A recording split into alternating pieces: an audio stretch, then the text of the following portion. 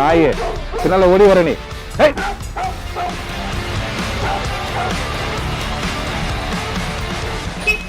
ஏய் சொல்லிட்டு வந்துட்டியா வீட்டுல மூளை இல்ல உனக்கு? இப்படியா வருவே நீ? ஒரு இண்டிகேட்டர் ஆன் ஒண்ணுமே கிடையாது. போடா போச்சு பார்த்துன்னு இருக்க. ஏய் ஏன் வழியிலே நிக்கிற? எப்பா பார்த்தாலும் கேட்டானே நீங்க மூளை இல்லடா உனக்கு? போய் வீட்டுல உட்கார்றா. வந்தாங்க காலையிலே வந்து உட்கார்ந்துன்னு இருக்காங்க பைத்தியக்கார பயிலுங்க. ஏன் கார் வேற வண்டியை வைக்கிறது கார் வச்சிருக்கான் பைத்தியக்கார பயில. என்ன பண்றது? இது சைக்கிள் வேற இது சும்மா உயிரை வாங்கின்னு இருக்காங்க. எப்போ பார்த்தாலும் காலேருந்து ஒரே பிரச்சனையா இருக்கு. எவன் பார்த்தாலும் பிரச்சனை பண்ணின்னு இருக்கான் வீட்டில். இது என்ன பண்ணுதுன்னு தெரில. வீட்டில் காலிலேருந்து ஃபோன் மேலே ஃபோன் ட்ரை பண்ணின்னு இருக்கேன், எடுக்கவே பண்ணுறாங்க ஃபோனை. பார் வந்தானே லைட்டு கூட போட மாட்டேன்றாங்க. எல்லாத்தையும் நம்ம பண்ண வேண்டியதாக இருக்குது. ஒரு கதவை ஓப்பன் பண்ணுறதுக்கு என்ன தான் பண்ணுறதுன்னு தெரில வீட்டு உள்ள. இப்போ பார்த்தாலும் ஒரே பிரச்சனை, காலேருந்து ஒரே பிரச்சனையாக இருக்குது. சரி கோமதி கொஞ்சம் தண்ணி கொடு. இது வரும் மெதுவா. என்னது இது இப்படி சில்லுன்னு தண்ணி கொடுக்க தெரியாதா? காலேருந்து என்னதான் பண்ற நீ வீட்டில்? போ தண்ணி எடுத்துட்டு போ. எப்போ பார்த்தாலும் திட்டிகிட்டே இருக்கிறீங்க, கத்திக்கிட்டே இருக்கிறீங்க, நெகட்டிவா பேசுறீங்க. எப்போதான் மாற போறீங்க? உங்களை மாத்திக்கங்க. மாத்தி காலேருந்து ஏந்ததுல நைட்டு தூங்குற நீங்க மாத்திக்கோ. நான் என்ன தப்பு பண்ணேன்? என்ன ஏன் மாத்தணும்? பேசாம உன்னை மாத்திட்டோமா? சொல்லு. என்ன மாத்திருவீங்களா? நீங்க பேசுற பேச்சுக்கு பாருங்க, ஒரு நாள் எல்லா பொருளுக்கும் உயிர் வரும். அது உங்களுக்கு பதில் சொல்லும்.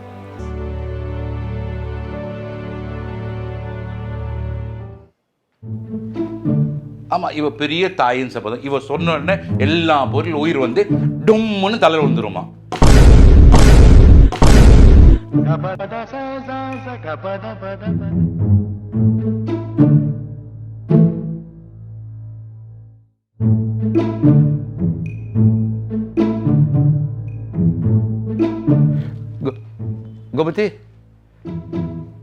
கோபதி ஒரு காஃபி கொடுங்கம்மா.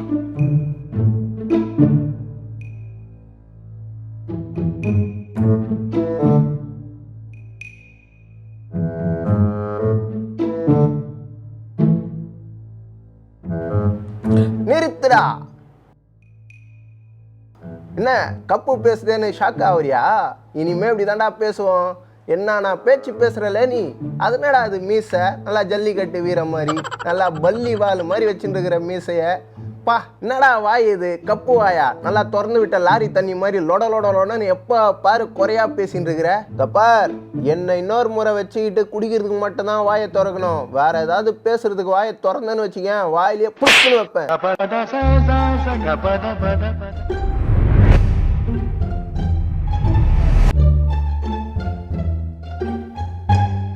ஏண்டாப்பா கொஞ்ச நாளாவது சார்ஜ் ஏற விட மற்றவங்களையாவது பேசிட்டு விட்டுடுற. என்னை எப்பவும் கூட வச்சே சுற்றிட்டு இருக்க. என்ன பேசுறதுக்கு மட்டுமா யூஸ் பண்ணுற? கண்ட சைட்டெல்லாம் பார்க்குறல்ல, இரு கோமதி கிட்ட மாட்டி விட.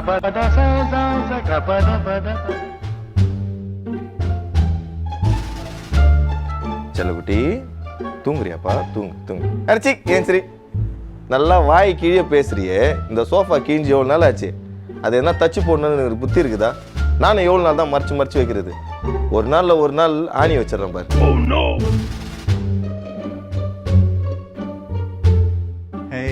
என்ன டைம் பார்க்குறியா? டைம் 7:30. புரியல? தமிழில் சொல்லிப்பார், புரியும்.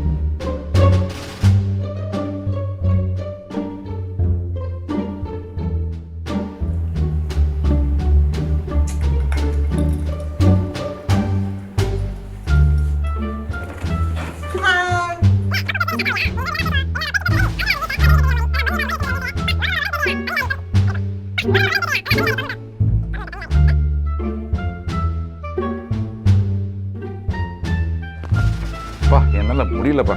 பேசாம வெளியே கிளம்பி போயிடலாம்.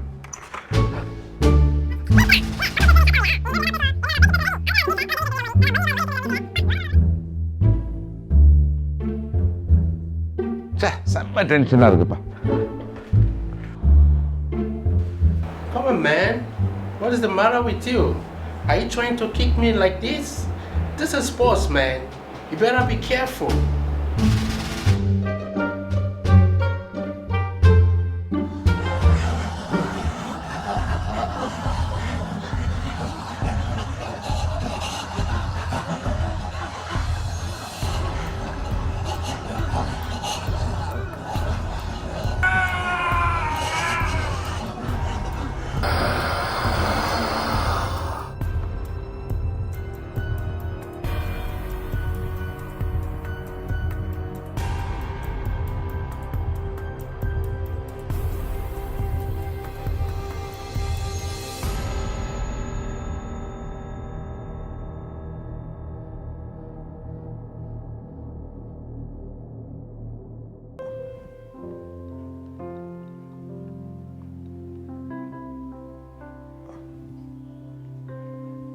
கப்புக்கு உயிர் வந்துச்சுன்னா எவ்வளோ கஷ்டம் பாருங்கள். இப்படி நம்ம பேசுகிற பேச்சு, அந்த வசனத்தில் நம்ம பார்க்குறோம், ஜீவனும் மரணமும் நாவின் அதிகாரத்தில் இருக்குன்னு சொல்லி நம்ம பார்க்குறோம். அது மட்டும் இல்லை, அதனுடைய ஃப்ரூட்ஸை நம்ம அனுபவிப்போன்னு வர வசனம் சொல்லுது.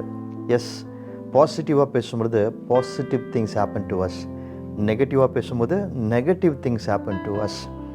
நம்ம பேசுகிறது எவ்வளோ முக்கியமாக இருக்குது. But most of the time நம்ம நெகட்டிவாக பேசுகிறதுக்கான காரணம் என்னென்னா, நம்மளை சுற்றி நடக்கிற விஷயங்கள், how we perceive things, அது நம்ம பேசுகிறதுக்கு, நெகட்டிவாக பேசுகிறதுக்கு முக்கியமான காரணமாக இருக்கிறது. See, I want to tell you something very important today. இப்படி நம்ம நெகட்டிவாக பேசிடுறோம், அதனால் பல காயங்கள் உண்டாகிறது, நெகட்டிவ் வைப்ஸ் உண்டாகிறது. It comes back and hits us and destroys us. ஆனால் எப்படி இதை கண்ட்ரோல் பண்ணுறது, வாட் டு ஐ டூ என்பது தான் பலருடைய கேள்வியாக இருக்கிறது. இந்த மாதிரி பேசக்கூடாதான் நினைக்கிறோம், பாசிட்டிவாக பேசணும் தான் நினைக்கிறோம், but we are not able to control ourselves. சில சமயத்தில் அப்படி பேச வேண்டிய சூழ்நிலை வந்து விடுகிறது என்று சொல்கிறத பார்க்குறேன். இன்றைக்கி I want to tell you something very simple but very powerful. இயேசு கிறிஸ்துவோட வாழ்க்கையிலிருந்து ஒரு மிக முக்கியமான பகுதியை நான் வாசித்து கொண்டு இருக்கும் பொழுது I saw something beautiful and powerful out there. ஜீசஸுடைய ஒரு குரூஷியலான பீரியடில் நடந்த ஒரு விஷயத்தை நான் வாசிக்கும் பொழுது இதுக்கான ஆன்சரை நான் அதில் பார்த்தேன். த வே ஜீசஸ் ஹேண்டில்ட் இட், அவர் எப்படி அந்த சமயத்தில் ஆக்சுவலாக நிறைய பேச வேண்டிய அந்த சமயத்தில், நம்ம ஒருவேளை அந்த மாதிரி ஒரு சூழ்நிலையில் நிறைய பேசியிருப்போம், நெகட்டிவாக பேசியிருப்போம். ஆனால் அப்படிப்பட்ட ஒரு சூழ்நிலையிலையும் ஜீசஸ் எப்படி அதை ஹேண்டில் பண்ணார்னு சொல்லி பார்க்கும்பொழுது I was astonished. இன்றைக்கு கூட அந்த பேசேஜை நம்ம சேர்ந்து வாசிப்போம் and we'll definitely learn lot of things from that என்று நான் விசுவாசிக்கிறேன். என்னோடு கூட சேர்ந்து லூக்கா எழுதிய சுவிசேஷம் 23ஆம் அதிகாரம் 1ஆம் வசனத்திலிருந்து 21ஆம் வசனம் வரைக்கும் வாசிப்பீர்களா? அவர்களுடைய கூட்டத்தார் எல்லோரும் எழுந்திருந்து அவரை பிலாத்துவினிடத்திற்கு கொண்டு போய், இவன் தன்னை கிறிஸ்து எனப்பட்ட ராஜாவென்றும் ராயருக்கு வரி கொடுக்க வேண்டுவதில்லை என்றும் சொல்லி ஜனங்களை கலக்கப்படுத்த கண்டோம் என்று அவர் மேல் குற்றம் சாட்டத் தொடங்கினார்கள். பிலாத்து அவரை நோக்கி, நீ யூதருடைய ராஜாவா என்று கேட்டான். அவர் அவனுக்கு பிரதியுத்தரமாக, நீர் சொல்லுகிறபடிதான் என்றார். அப்பொழுது பிலாத்து பிரதான ஆசாரியர்களையும் ஜனங்களையும் நோக்கி, இந்த மனுஷனிடத்தில் நான் ஒரு குற்றத்தையும் காணவில்லை என்றான். அதற்கு அவர்கள், இவன் கலிலேயா நாடு தொடங்கி இவ்விடம் வரைக்கும் யூதேயா தேசமெங்கும் உபதேசம் பண்ணி ஜனங்களை கலக்கப்படுத்துகிறான் என்று வைராக்கியத்தோடு சொன்னார்கள். கலிலேயா என்பதை பிலாத்து கேட்டபொழுது, இந்த மனுஷன் கலிலேயனா என்று விசாரித்து, அவர் ஏரோதின் அதிகாரத்துக்குள்ளானவர் என்றறிந்து, அந்நாட்களில் எருசலேமிலே வந்திருந்த ஏரோதுவினிடத்திற்கு அவரை அனுப்பினான். ஏரோது இயேசுவை குறித்து அநேக காரியங்களை கேள்விப்பட்டிருந்ததினாலும் அவரால் செய்யப்படும் அடையாளத்தை பார்க்க வேண்டும் என்று விரும்பி இருந்ததினாலும் அவரை காணும்படி வெகு நாளாய் ஆசை கொண்டிருந்தான். அந்தபடி அவரை கண்டபோது மிகவும் சந்தோஷப்பட்டு அநேக காரியங்களை குறித்து அவரிடத்தில் வினாவினான். அவர் மறுமொழியாக அவனுக்கு ஒன்றும் சொல்லவில்லை. பிரதான ஆசாரியரும் வேதப்பாரகரும் அவர் மேல் பிடிவாதமாய் குற்றம் சாட்டி கொண்டே நின்றார்கள். அப்பொழுது ஏரோது தன் போர் சேவகரோடு கூட அவரை நிந்தித்து பரியாசம் பண்ணி, மினுக்கான வஸ்திரத்தை அவருக்கு உடுத்தி அவரை திரும்ப பிலாத்துவினிடத்திற்கு அனுப்பினான். முன்னே ஒருவருக்கொருவர் பகைவராய் இருந்த பிலாத்துவும் ஏரோதும் அன்றைய தினம் சிநேகிதரானார்கள். பிலாத்து பிரதான ஆசாரியர்களையும் அதிகாரிகளையும் ஜனங்களையும் கூடி வர செய்து அவர்களை நோக்கி, ஜனங்களை கலகத்துக்கு தூண்டி விடுகிறவனாக இந்த மனுஷனை என்னிடத்தில் கொண்டு வந்தீர்கள். நான் உங்களுக்கு முன்பாக விசாரித்த போது இவன் மேல் நீங்கள் சாட்டுகிற குற்றங்களில் ஒன்றையும் நான் இவனிடத்தில் காணவில்லை. உங்களை ஏரோதினிடத்திற்கும் அனுப்பினேன், அவரும் இவனிடத்தில் குற்றம் காணவில்லை. மரணத்துக்கு ஏதுவாக இவன் ஒன்றும் செய்யவில்லையே. ஆனபடியால் இவனை தண்டித்து விடுதலையாக்குவேன் என்றான். பண்டிகை தோறும் அவர்களுக்கு ஒருவனை அவன் விடுதலையாக்குவது அவசியமாயிருந்தபடியால் அப்படி சொன்னான். ஜனங்கள் எல்லோரும் அதை கேட்டு, இவனை அகற்றும், பரபாசை எங்களுக்கு விடுதலையாக்கும் என்று சத்தமிட்டு கேட்டார்கள். அந்த பரபாஸ் என்பவன் நகரத்தில் நடந்த ஒரு கலக்கத்தின் நிமித்தம் கொலை பாதகத்தின் நிமித்தமும் காவலிலே வைக்கப்பட்டிருந்தான். பிலாத்து இயேசுவை விடுதலையாக்க மனதாய் மறுபடியும் அவர்களிடத்தில் பேசினான்.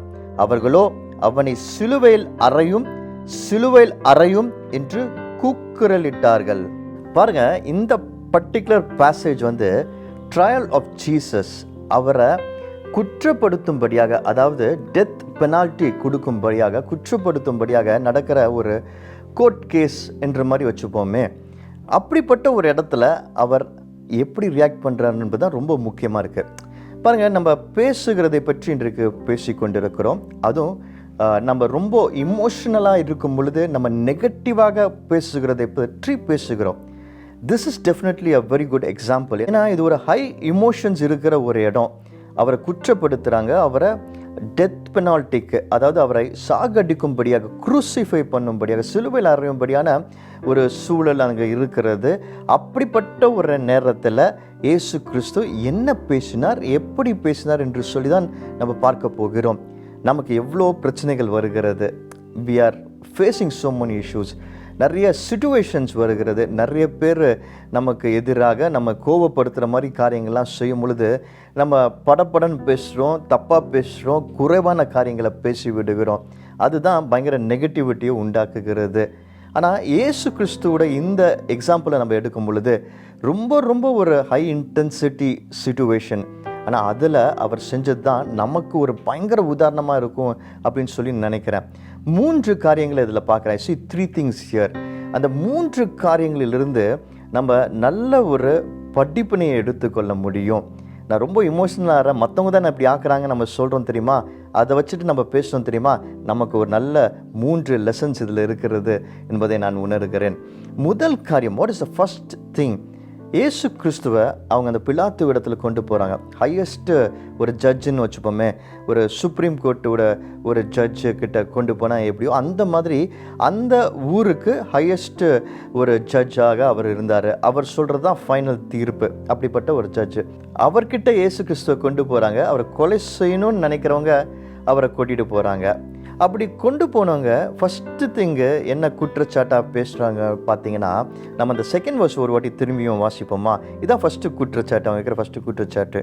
இவன் தன்னை கிறிஸ்து எனப்பட்ட ராஜாவென்றும் ராயருக்கு வரி கொடுக்க வேண்டியதில்லை என்றும் சொல்லி ஜனங்களை கலகப்படுத்த கண்டோம் என்று அவர் மேல் குற்றம் சாட்ட தொடங்கினார்கள். அவங்க ஃபஸ்ட்டு சொல்கிறது இவர் தன்னை ராஜான்னு சொல்லிக்கிறாருன்னு சொல்கிறாங்க. செகண்ட் அவங்க சொல்கிறது என்னென்னா, இவர் ராயருக்கு வரி கொடுக்க வேண்டாம் என்று சொன்னார்னு சொல்கிறாங்க. இப்போ இந்த ஃபஸ்ட்டு சொன்னது தான் உண்மை, செகண்டு சொன்னது பொய். எப்படின்னா, ஃபஸ்ட்டு சொன்னது இவர் தன்னை ராஜாவென்று சொல்லிக் கொள்கிறார் என்று சொல்கிறாங்க. அது உண்மை. அவர் ஆமாம், அவரை தன்னை ராஜா என்று சொல்லி கொண்டார் தான். அதுக்கு முந்தின பேசேஜெல்லாம் கூட அவர் சொல்கிறாரு, அதை பார்க்குறோம்.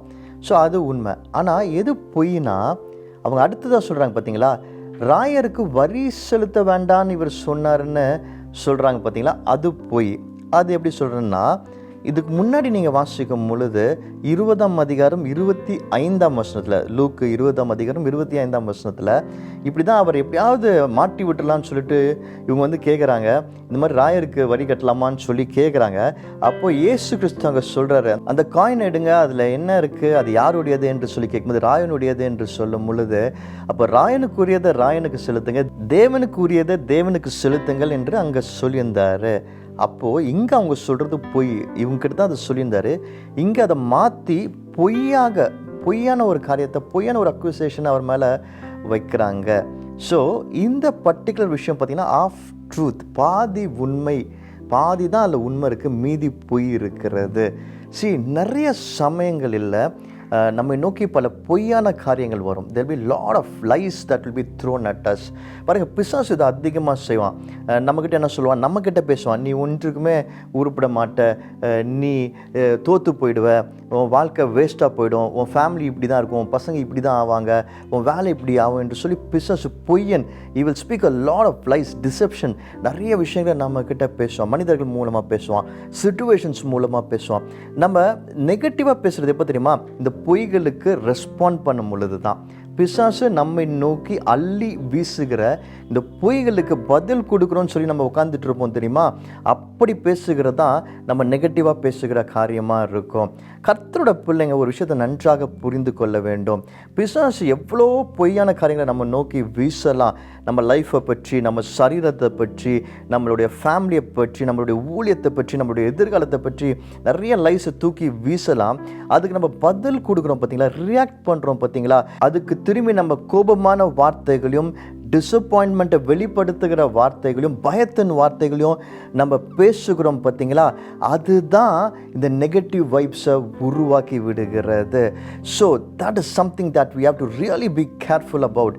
பிசாசு நம்மை நோக்கி பேசுகிற, வீசுகிற இந்த நெகட்டிவான பொய்யான வார்த்தைகளுக்கும் சிச்சுவேஷன்ஸுக்கும் நம்ம பதில் கொடுக்கக்கூடாது. And that's exactly what Jesus did. நீங்கள் தொடர்ந்து வாசிக்கும் பொழுது இந்த பர்டிகுலர் அவங்களுடைய குற்றச்சாட்டுக்கு இயேசு கிறிஸ்து அந்த பொய்க்கு பதில் சொல்லவே இல்லை, அமைதியாக தான் இருக்கிறார். அவர் பதில் சொல்லுவது அந்த ட்ரூத்துக்கு, உண்மைக்கு மட்டும்தான் பதில் சொல்லுகிறார். ஏன்னா பிலாத்து பாருங்கள், அந்த இடத்துல பிலாத்துக்கே தெரிஞ்சிருக்கு எது பொய் எது உண்மை என்று சொல்லி, அந்த உண்மையை மட்டும் பிலாத்து திரும்பி கேட்குறாரு. திரும்பி பிலாத்து அதை எம்ஃபசைஸ் பண்ணி கேட்குறாரு, பொய்யை விட்டு உண்மையை கேட்குறாரு. யூதருடைய ராஜாவா என்று சொல்லி கேட்குறாரு. அதுக்கு அவர் பதில் சொல்கிறாரு, நீங்கள் சொல்கிறபடி தான் என்று சொல்கிறாரு. So he is responding only to the truth. அந்த பொய்க்கு அவர் பதில் சொல்லவே இல்லை, ரியாக்ட் பண்ணல, அமைதியாக இருக்கிறாரு. அதில் பாதி உண்மை பாதி பொய்யாக இருக்கும் பொழுது he was silent. அந்த ட்ரூத் ரீஎமர்ஜஸ் அகெயின். அந்த உண்மை திரும்பியும் வெளியே வருகிறது. அந்த பொய் அது ரியாக்ட் பண்ணாதனால அமைதியாக அமுங்கி காணாமல் போயிடுது. உண்மை மட்டும் திரும்பி வருகிறது. அந்த உண்மைக்கு அவர் ரெஸ்பாண்ட் பண்ணுறாரு. லிசன் மை டியர் பீப்புள், வாழ்க்கையில் நம்மளை நோக்கி இப்படி வருகிற பல பொய்யான விஷயங்களுக்கு ரியாக்ட் பண்ண வேண்டிய அவசியமே கிடையாது. அமைதியாக இருந்தால் அது தானாக காணாமல் போகும். ஆனால் உண்மை வரும் பொழுது அதை கெட்டியாக பிடித்து அதுக்கு நம்ம whatever is needed, only the truth we have to acknowledge பண்ணாரு ஜீசஸ் என்ன பண்ணாரு, அக்னாலேஜ் பண்ணாரு. அவர் பெருசாக உடனே பேசலாம், ஆமாம் நான் யார் தெரியுமா அப்படின்னு சொல்லி எக்ஸ்பிளனேஷன்லாம் அவர் கொடுக்கல. ஆமாம் இதுதான் என்று சொல்லி அக்னாலேஜ் பண்ணார். when the truth comes to you, கர்த்தருடைய வார்த்தையின் மூலமாக உங்களுக்கு அந்த சத்தியம் வரும்பொழுது, உங்களை சுற்றி பல உண்மையான காரியங்கள், உங்கள் வாழ்க்கையை குறித்து உண்மையான காரியங்கள் வரும்பொழுது அதை அக்னாலேஜ் பண்ணுங்க போதும். அந்த ட்ரூத் உங்கள் வாழ்க்கையில் அதிசயமான காரியங்களை செய்யும். ரெண்டாவது காரியம் பாருங்கள், இதுதான் ரொம்ப இன்ட்ரெஸ்டிங்காக எனக்கு தெரிஞ்சுது. இந்த பிலாத்து என்ன பண்ணுறாரு, ஏரோது ராஜா கிட்ட இவர் அனுப்பி விடுறாரு. இந்த ஏரோது ராஜா என்ன பண்ணுறாரு, இவரை பற்றி நிறைய கேள்விப்பட்டிருக்காரு. இவர் நிறைய அற்புதங்கள்லாம் செய்வார், அதெல்லாம் சொல்லி நிறைய கேள்விப்பட்டிருக்காரு. ஸோ இப்போ இவருக்கு ரொம்ப எக்ஸைட்டடாக இருக்குது. எப்படியாவது இவர் ஏதோ ஒரு அற்புதம் சைனு அதை செய்கிறத நம்ம பார்க்கணும், அதை நம்ம நேரடியாக பார்க்கணும்னு சொல்லி இவர் ரொம்ப எதிர்பார்ப்போடு காத்துட்டு இருந்திருக்காரு. இயேசு கிறிஸ்து வந்த உடனே அதே எக்ஸைட்மெண்ட்டோட அவர் இயேசு கிறிஸ்து கிட்ட அதை பற்றி பல கொஸ்டின்ஸ் கேட்டார், அதை பற்றி நிறைய விஷயங்களை கேட்டார் என்று சொல்லி அந்த வசனத்தில் நம்ம பார்க்கிறோம். நல்லா கவனிங்க, ஏரோது ராஜா பொறுத்த வரைக்கும் ஒரு பெரிய மெஜிஷியன் மாதிரி நினச்சிட்டு இருக்காரு. அவர் நேரில் வந்துன்னா அவரை நேரடியாக அந்த மேஜிக் ட்ரிக்ஸ்லாம் பண்ண வச்சு பார்க்கணுன்ற மாதிரி ஒரு ஃபீலிங்கில் அவர் இருக்கார். அவர் வந்த உடனே அந்த மாதிரி அவர்கிட்ட அதை பற்றி கேட்டிருப்பார், ஏதோ ஒன்று பண்ணி காட்டுங்க அப்படிலாம் சொல்லி பேசியிருப்பார் போல இருக்குது. இல்லாட்டி இவரை குறித்து, இவருடைய அந்த அற்புதங்களை குறித்து, காரியங்களை குறித்து பெருமையாக பேசி இப்படிலாம் கேள்விப்பட்டேன் அப்படிலாம் கேள்விப்பட்டேன் என்று சொல்லி அவர் சொல்லியிருப்பாருன்னு நினைக்கிறேன். ஆனால் இயேசு கிறிஸ்து அப்பவும் அமைதியாக தான் இருந்தார். அவருக்கு மறுவார்த்தை எதுவுமே பேசலை என்று சொல்லி தான் வசனங்களை நம்ம வாசிக்கிறோம். This is a very very tricky situation. நிறைய நேரத்தில் நம்ம நெகட்டிவாக பேசுகிறதுக்கு இதுவும் காரணமாக தான் இருக்கிறது. Let's say a situation like this. நம்மளை குறித்து யாராவது ரொம்ப பெருமையாக பேசும் பொழுது, நம்மளுடைய டேலண்ட்ஸை குறித்து, நம்மளுடைய அச்சீவ்மெண்ட்ஸை குறித்து அவங்க பெருமையாக பேசி, உங்களை பற்றி இப்படி கேள்விப்பட்டிருக்கேன், உங்களை பற்றி அப்படி கேள்விப்பட்டிருக்கேன், நீங்கள் அப்படி இப்படி என்று சொல்லும்போது நமக்கு என்ன ஆகிடுது, உடனே பெருமை ஜாஸ்தி ஆகிடுது. சில சமயத்தில் அந்த எக்ஸைட்மெண்ட்டில் நம்மளும் நிறையா பேசுகிறோம், எக்கச்சக்கமாக பேசுகிறோம், நம்மளை குறித்தே பேசுகிறோம், நம்மளோட ஓன் அச்சீவ்மெண்ட்ஸை பற்றி பேசுகிறோம், ப்ளூயிங் ஆர் ஓன் ட்ரம்பட் என்று சொல்கிறோம் இல்லையா, அந்த மாதிரி பல காரியங்களை பேசுகிறோம். மோஸ்ட் ஆஃப் த டைம் இந்த மாதிரி நம்ம பேசும் பொழுது அது நெகட்டிவாக தான் மாறுது. தேவையில்லாத நம்மளுடைய செல்ஃப் ப்ரைட் அதிகமாகுது, ஹெட் வெயிட் அதிகமாகிறது. So it is very very important மற்றவர்கள் நம்மை குறித்து பெருமையாகவும் நம்மளுடைய அச்சீவ்மெண்ட்ஸை குறித்து ரொம்ப பேசும் பொழுதும் it is always better to just be silent. அப்போது அமைதியாக இருக்கிறது தான் சரியான ஒரு காரியமாக இருக்கிறது. இயேசு கிறிஸ்துவோட வாழ்க்கையிலேருந்து பியூட்டிஃபுல்லாக அதை நம்ம கற்றுக்கொள்ள முடிகிறது. ஒரு வார்த்தை பேசல. ஆக்சுவலாக அந்த இடத்துல நான் இயேசுப்போட நிலைமையில் இருந்து நான் யோசித்து பார்த்தேன்னா, அவர் ரொம்ப கிரிட்டிக்கலான சிச்சுவேஷனில் இருக்கிறாரு. அவர் எப்படியாவது இந்த சிவில் அடிச்சிடணும், டெத் பெனால்ட்டி கொடுத்தணும்னு சொல்லிட்டு இவங்க முயற்சி செஞ்சிட்ருக்காங்க. அப்படிப்பட்ட ஒரு சூழ்நிலையில் ஒருத்தர் அவரை குறித்து, அவரோட அற்புதங்களை குறித்து, அவர் பெருமைகளை ப்ராபப்ளி பேசுகிறாருன்னா உடனே அந்த ஆப்பர்ச்சுனிட்டி கிராப் பண்ணணும் தானே நினச்சிருப்போம். எப்படியாவது இதுதான் நம்மளுக்கு கிடச்சிருக்கிற ஆப்பர்ச்சுனிட்டி, நம்மளுக்கு ஒருத்தர் சப்போர்ட் பண்ணுற, நம்மளை பற்றி தெரிஞ்சிருக்காரு, நம்மளை பற்றி இன்னும் நல்ல பெருமையாக சொல்லி நம்ம அவரை எப்படியாவது பிடிச்சி, இவரை பிடிச்சி நம்ம தப்பிச்சலாம் அப்படின்னு தானே சொல்லி நினச்சி பேசியிருப்போம். ஆனால் ஏசப்பா அப்படிலாம் அந்த ஆப்பர்ச்சுனிட்டிலாம் யூஸ் பண்ணவே இல்லை. அவர் அமைதியாக இருந்தார். He knew his purpose. அவரோட திட்டம் என்ன, கர்த்தரோட சித்தம் என்னன்னு நல்லா தெரிஞ்சனால he did not fall for that. அந்த பெருமையின் வார்த்தைகள் அவர் வாயிலேருந்து வரவே இல்லை. எனக்கு பிரியமானவர்களே, this is very very important. நம்ம பல சமயங்களில் விழுந்து விடுவது இப்படி பெருமையினால், நெகட்டிவாக பேசுகிறது இப்படி பெருமையினால், உங்களை நோக்கி இப்படி ஃப்ளாட்டரிங் வேர்ட்ஸ்லாம் வரும் பொழுது அமைதியாக இருக்கிறது தான் எப்பொழுதுமே best. Just a smile and silence, that's a best reply to that. இந்த மூன்றாவது கடைசி பாயிண்ட்டு ரொம்ப இமோஷ்னலான ஒரு சிச்சுவேஷனாக இருக்கிறது. பிலாத்து எப்படியாவது ஏசப்பாவை விடுதலை ஆக்கணும்னு சொல்லி நினச்சி அவர் ஒரு ஆப்பர்ச்சுனிட்டியை யூஸ் பண்ண ட்ரை பண்ணுறாரு. அதாவது அந்த ஃபெஸ்டிவல் டைமில் யாராவது ஒரு குற்றவாளியை அவங்க ரிலீஸ் பண்ணணும். ஸோ அதை சொல்லி அவர் சொல்கிறாரு, நான் இயேசு கிறிஸ்துவ தண்டனையோடு விடுதலை ஆக்கிடுவா என்று சொல்கிறாரு. ஆனால் அந்த மக்கள் என்ன பண்ணுறாங்க, இல்லை இயேசு கிறிஸ்துவை விடுதலை ஆக்காதீங்க, பரபாசை விடுதலை ஆக்குங்க என்று சொல்லி அவங்க சத்தம் போடுறாங்க. ஒரு எவ்வளோ சொல்லியும் அதை தான் அவங்க செய்கிறாங்க. இதை நான் யோசித்து பார்த்தேன், ஜீசஸோட சிச்சுவேஷன்லேருந்து யோசித்து பார்த்தேன்.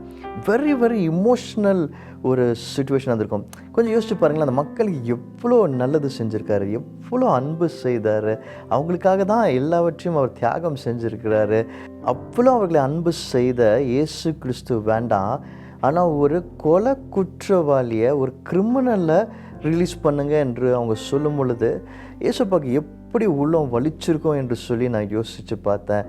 எவ்வளோ ஒரு பிட்ரேடாக, டிஸப்பாயிண்டடாக அவர் இருந்திருப்பார் பாருங்கள். அவ்வளோ நேசித்த அந்த மக்கள். நம்ம பல சமயங்களில் நம்ம நெகட்டிவாக பேசுகிறது, கோபமாக பேசுகிறது, குறைவன் வார்த்தைகளை பேசுகிறது எப்போ தெரியுமா, நம்ம ரொம்ப நேசிக்கிற, நம்ம ரொம்ப நம்புகிற சில பீப்புள் நம்மளை கைவிடும் பொழுது, நம்ம பற்றி பின்னாடி பேசும் பொழுது, அவங்ககிட்டருந்து சில நெகட்டிவான விஷயங்கள் வரும் பொழுது we become so dejected.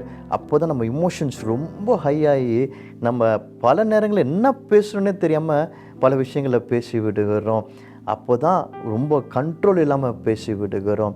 ஆனால் ஜீசஸ் பாருங்கள், அந்த சுச்சுவேஷன் எப்படி ஹேண்டில் பண்ணாருன்னு சொல்லி நான் திரும்ப திரும்ப வாசித்து பார்த்தேன். இங்கேயும் வாசித்து பார்த்தேன், மத்தேயு எழுதின சுவிசேஷத்துலேயும் வாசித்து பார்த்தேன். ஆனால் எனக்கு ஒரு ஆச்சரியமான விஷயம் காத்திருந்தது.